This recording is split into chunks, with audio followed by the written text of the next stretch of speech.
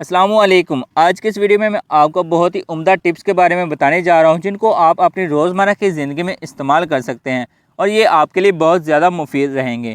اگر آپ اس چینل پر نئے ہیں تو میرے چینل کو سبسکرائب کرتے چلیں اور ویڈیو کو لائک کرنا مت بھولیے گا۔ تو چلیے سٹارٹ کرتے ہیں۔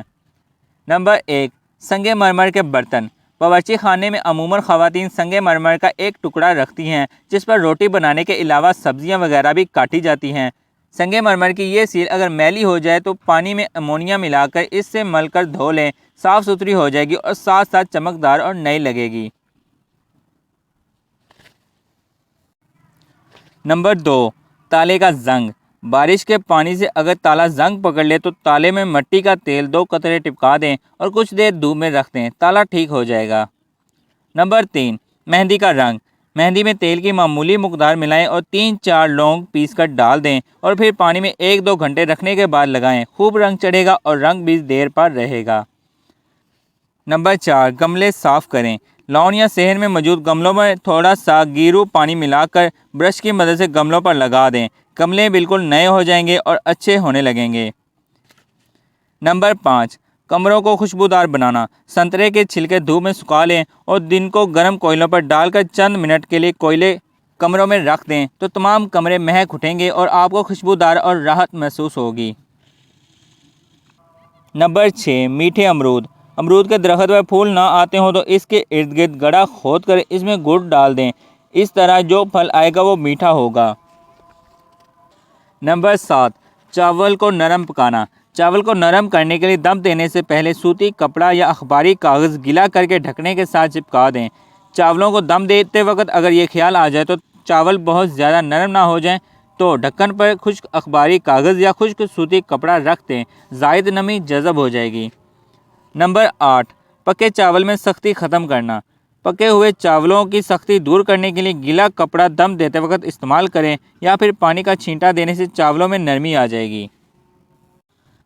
نمبر 9، نئے چاول پکانا۔ چاولوں کے وٹامن ضائع ہونے سے بچانے کے لیے چاول پکانے کے لیے دھونے سے مٹی نکل جائے تو آخر میں پانی کو اس میں رہنے دیں، یعنی کہ اس کو کچھ دیر بھگوئیں اور جب چاول پکانے شروع کر دیں تو یہی پانی چاولوں والے برتن میں ڈال دیں۔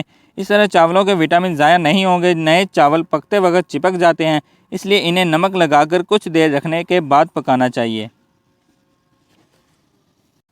نمبر 10، زخم جلد بھرنا۔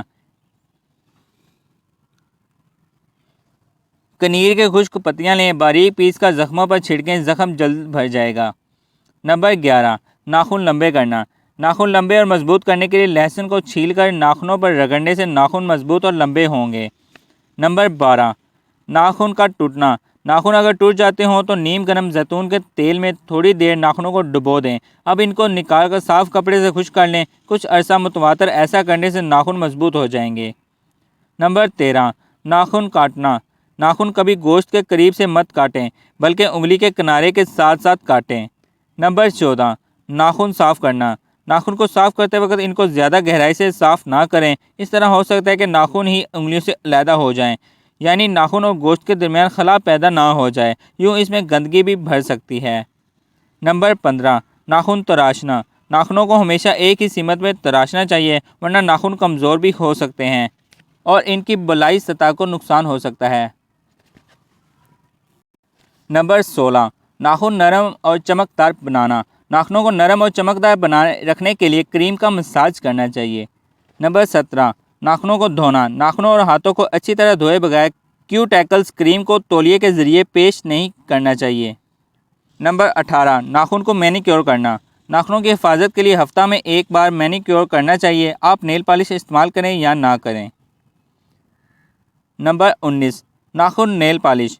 ناخنوں پر نیل پالش لگانے سے قبل ہمیشہ بیس کوٹ ضرور لگائیں، اس سے ناخنوں کی رنگت برقرار رہتی ہے۔ نمبر 20، ناخن کا انفیکشن۔ ناخنوں کے گرد جلد کو اکھاڑنے کی کوشش کبھی مت کریں، اس سے انفیکشن کا خطرہ ہو سکتا ہے۔ نمبر 21، ناخن اور دستانے۔ ناخنوں کی حفاظت کے لیے کچن میں اور واشنگ مشین پر کام کرتے وقت دستانوں کو ضرور استعمال کریں۔